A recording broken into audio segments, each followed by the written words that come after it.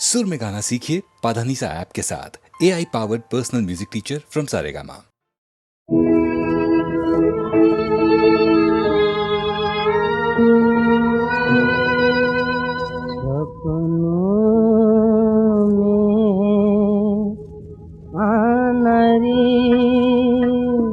सपनों में आनरी जुग बीते नहीं दर्शन पाए, जुग बीते नहीं दर्शन पाए। तुझ बिन गोरी कछु न भाए, तुझ बिन गोरी कछु न भाए। सुंदर मुख दिखलाना नरी, सुंदर मुख दिखलाना नरी नरी नरी। सपनों में आनरी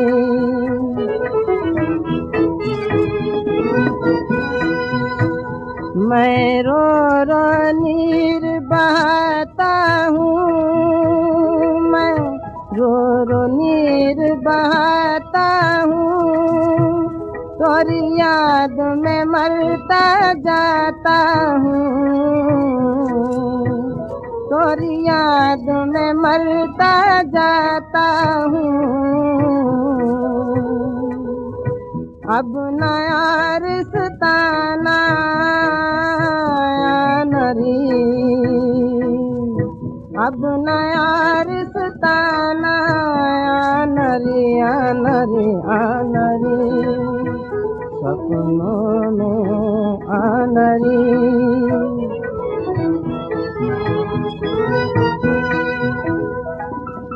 तरसत है दिल बरसत आँखें,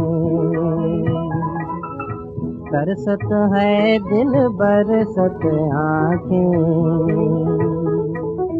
अब नहीं काटे कटत है रातें, अब नहीं काटे कटत है रातें। स्वप्न में ही मिल जाना नरी, स्वप्न में ही मिल जाना नरी नरी नरी। सपनों में आनरी। अभी इस कृष्णा नदी के उस पार मैं था और वहाँ एक शुभ काम किया, शिलान्यास किया। एक बुनियादी पत्थर वहाँ लगाया जिसके ऊपर या जिसके सिलसिले में अब ये बड़ी डैम यहाँ से बनेगी। जो मैंने वहाँ कहा शायद यहाँ आपने सुना हो। वहाँ खड़े होकर और इस जगह को देखकर मेरे मन में अनेक विचार आए, तरह तरह के ख्यालात आए, पुराने और नए। मुझे याद आया कि ये जगह एक हमारे इतिहास में भारत के बड़ी प्रसिद्ध जगह थी, और प्रसिद्ध भारत में नहीं लेकिन दूर दूर के देशों में, और वहाँ से लोग आते थे यहाँ। जो श्री पर्वत नाम था, फिर विजयपुरी उसका नाम हुआ उस नगर में। यहाँ लोगों से मिलने, पढ़ने और भारत की विद्याओं को, भारत के में जो एक धर्म पैदा हुआ था बौद्ध धर्म, उसको सीखने को, समझने को। तो ये एक भारत की संस्कृति और एशिया की संस्कृति और तमद्दुन का एक बड़ा केंद्र था। आप देखें यहाँ अभी मैं इस कृष्णा नदी के उस पार था, वो आजकल आंध्र देश कहलाता है, आंध्र प्रदेश।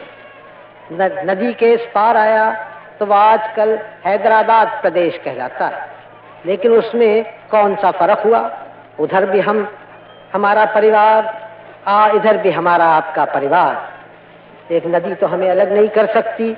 और इस समय जो बड़ा कार्य हम शुरू कर रहे हैं ये नागार्जुन सागर का दोनों तरफ का है, दोनों को मिलना है, दोनों का कार्य है।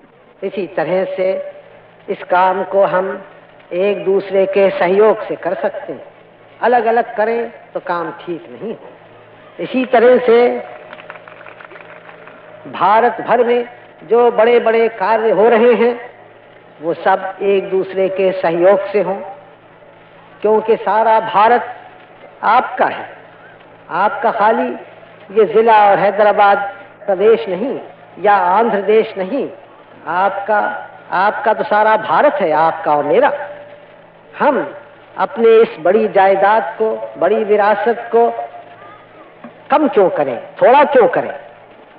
हिमालय से लेके कन्याकुमारी तक ये भारत आप सबों का है, और हिमालय से लेके कन्याकुमारी तक और सब दक्षिण और उत्तर सब मेरा है, और हम आपके हैं, आप हमारे हैं। हम एक बड़ा परिवार है इस देश में।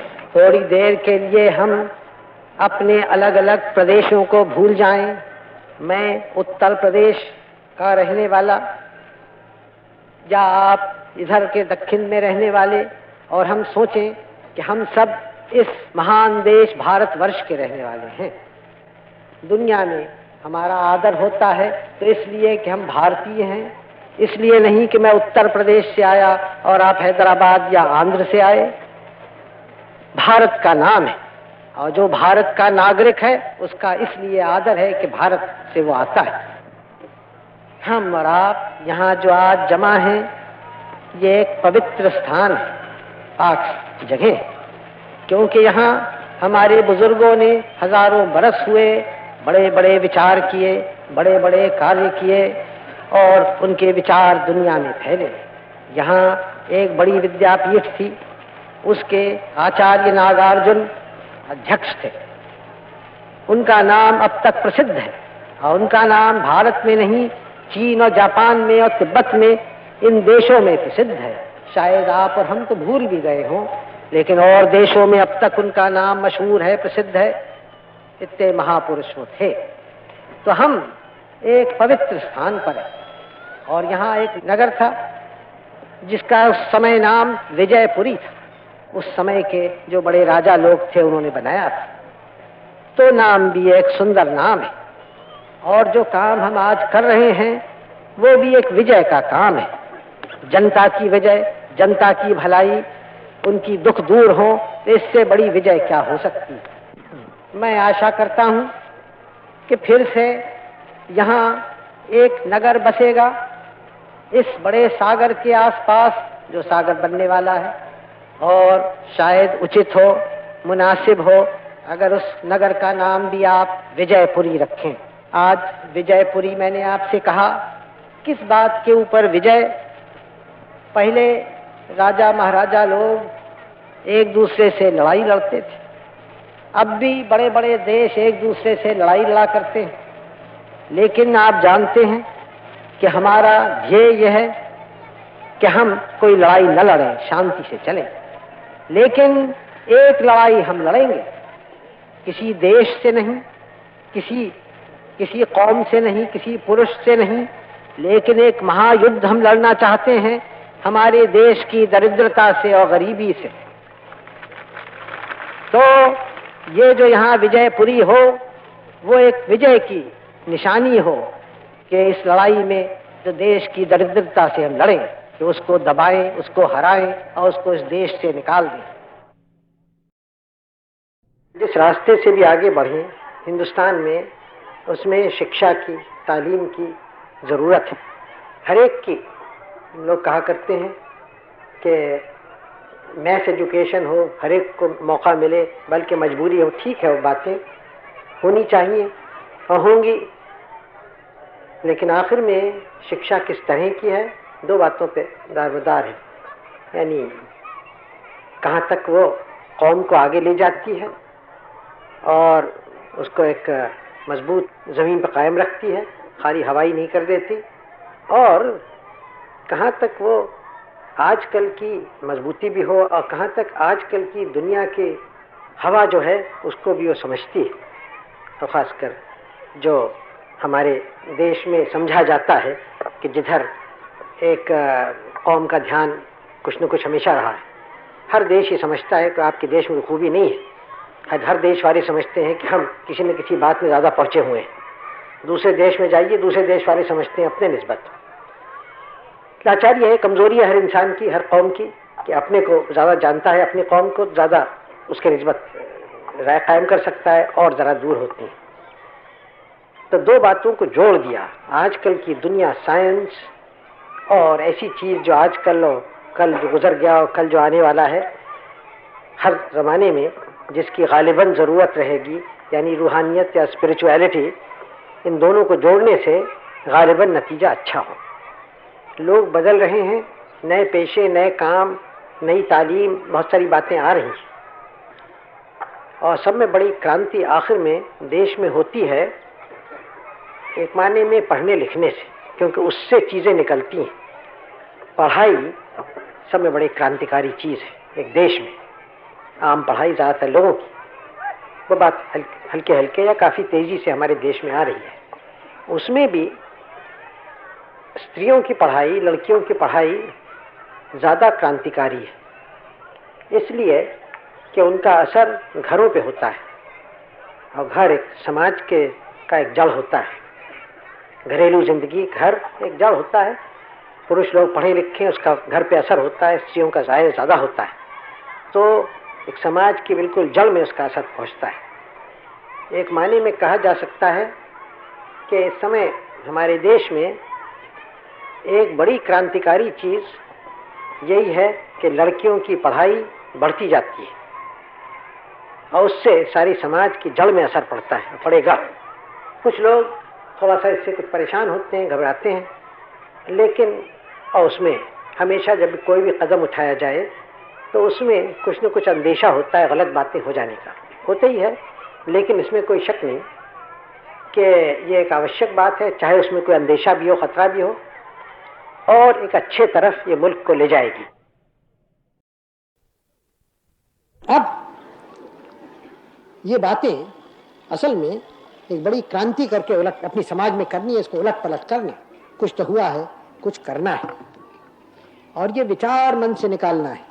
यही कि कलम चलाना ज़्यादा ऊंचा है फड़ुए चलाने से। कलम चलाना भी बहुत आवश्यक है देश में, इसमें कोई मुझे शक नहीं, लेकिन जो आदमी कलम चलाता है खाली और काम नहीं कर सकता, तो वो पूरी तौर से नहीं बढ़ा है, न पूरी तौर से पढ़ा लिखा है मेरी राय में।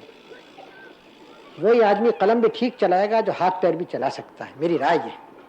अब ऐसी पढ़ाई हमारे तो बहुत लोगों को हुई नहीं है, इसलिए हम अभी तक पूरी तौर से पढ़े लिखे लोग नहीं हैं। अब हम चाहते हैं कि हमारे देश में लोगों को मौका मिले दोनों बातें करने का। दिमाग कुछ बढ़े, बगैर दिमाग के तो होता नहीं, कोई बेवकूफ़ आदमी तो मुल्क को बढ़ाते नहीं। और हाथ पैर चलाना जाने, चाहे हाथ पैर वो खेत पे चलाएं, मशीन पे चलाएं, ज़मीन पर कारखाने में चलाएं, लेकिन हाथ पैर चलाएं। इसलिए आजकल की दुनिया में सब में आवश्यक लोग हल्के हल्के वो होते जाते हैं। वो नहीं जो पहले दुनिया में थे, वो नहीं, बल्कि नए लोग जो सब में आवश्यक हैं। एक मोटी तौर से मैं आपसे कहता हूँ, वो इंजीनियर लोग हैं, वो वैज्ञानिक लोग हैं, साइंटिस्ट हैं। बड़े से बड़ा इंजीनियर को हाथ पैर चलाने पड़ते हैं या चलाने चाहिए, और जिस वक्त वो छोड़ देता है हाथ पैर चलाना, वो ठंडा हो जाता है, उसको जान नहीं रहती उस इंजीनियर में, आदी हो जाती है, दफ्तरी आदमी वो बाबू हो जाता है। फिर वैज्ञानिक लोग हैं, वो गद्दी में बैठ के काम नहीं कर सकते, उनको हाथ पैर से और दिमाग से, तीनों से काम करना है। कि दुनिया ऐसी है, तो इस विचार को इस देश से निकालना है, उखाड़ना है, उखाड़ के कुचल के ख़त्म कर देना है। जो यहाँ के हाथ पैर चलाने वाले नीच होते हैं, मैनुअल लेबर नीच है, ये भयानक विचार है, गलत है, निकम्मा है, विष से भरा हुआ है, तबाह करने वाला है मुल्क को। बहुत सारे शब्द मैंने आपसे कह दिए कि आपके दिमाग में ये बात धस जाए। अच्छी बात है। तो आपका ये यूनिवर्सिटी, विश्वविद्यालय, महाविद्यालय, विद्यापीठ, मालूम क्या क्या नाम इसके हैं, वो बना। और हिंदुस्तान में जहाँ तक मुझे मालूम है पहला ऐसा बना है, यानी विशेषकर खेती से संबंध रखने वाला। फिर ये प्रश्न आता है कि चलेगा कैसे। मुझे कोई संदेह नहीं कि यहाँ प्रोफेसर अच्छे अच्छे आएंगे, अमेरिका के होंगे, यहाँ के होंगे, इसमें मुझे कोई शक नहीं है। लेकिन फिर भी ये सवाल होता है कि आप उसी तरह से यहाँ काम करेंगे और रहन सहन आपका होगा जैसे कि और जगह और यूनिवर्सिटीज कॉलेजेस में होता है, या कुछ और ढंग होगा। आप भी बड़े बड़े मकान हैं, इमारतें, उसमें जाके कुछ आप लोगों को, आपके प्रोफेसर को और आपके विद्यार्थियों को एक अभिमान हो जाए, गुरूर हो कि हम तो बड़े बड़े मकानों में हम पढ़ा करते हैं। वो बेचारा जो किसान खेत में काम करता है वो तो कोई एक नीच आदमी है, गिरा हुआ आदमी, हम उससे ऊंचे हैं। और यह आपका अगर विचार हुआ तो फिर आपने, पढ़ाने वाले और पढ़ने वालों ने इस जगह का पूरा लाभ नहीं उठाया, नहीं बात। अगर इसके कोई माने हैं इस जगह के तो किसान का कॉलेज है, और किसानों के लिए कॉलेज है, बाबू लोग के लिए नहीं है। और वो बाबू लोग यहाँ आ सकते हैं जो किसान होना पसंद करें। सब में बड़ी कदर यहाँ होनी चाहिए, न ब्राह्मण की, न क्षत्रिय की, न किसी की, किसान की सब में बड़ी कदर होनी चाहिए, जो जमीन से पैदा करता है अपने हाथ की मेहनत से। और मैं नहीं पसंद करता कि यहाँ अक्सर स्टैचूज, मूर्तियां लगती हैं, लेकिन आप कोई मूर्ति कहीं लगाना चाहें तो भारत के किसान की कहीं लगाइए।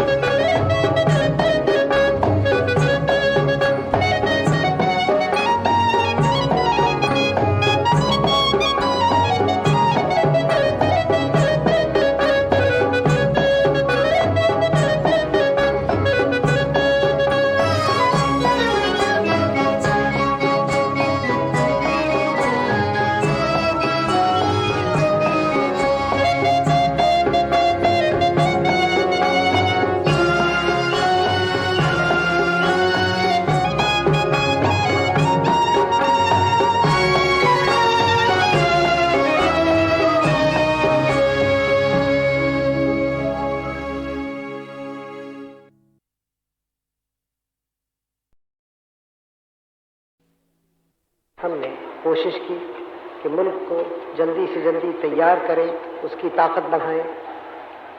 क्या माने हैं मुल्क को तैयार करने के? खाली लोगों का जोश बहुत ज़रूरी है, लेकिन काफ़ी नहीं है, क्योंकि फौजी तैयारी कितनी ज़रूरी हो, उसके पीछे हज़ार और तैयारियां होती हैं। उसके पीछे सामान बनाने की तैयारियां, कारखाने बनने, जो फौजी सामान देते हैं, जो हवाई जहाज़ बनाए, उनके पीछे और हज़ारों कारखाने, उनके पीछे हिंदुस्तान के बेशुमार खेत जहाँ खाना पैदा होता है, खाने का सामान वगैरह।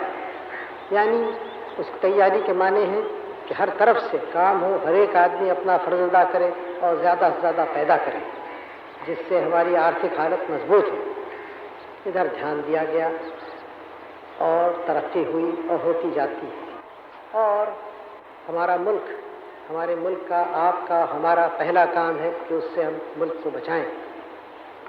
उसके बाद सब और बातें होती हैं।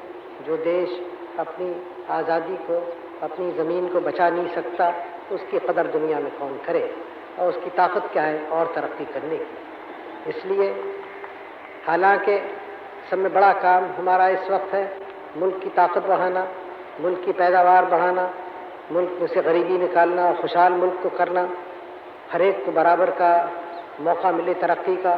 करोड़ों आदमी जो हिंदुस्तान में रहते हैं, हमारे बाल बच्चों को पूरा मौका मिले कि अच्छी तरह से बढ़ें, सब चीज़ें उन्हें मिलें, अच्छे हमारे देश के सेवा कर सकें बढ़ के। लेकिन ये सब काम उसी वक्त हो सकते हैं जब मुल्क की इज्जत, मुल्क की आज़ादी कायम है।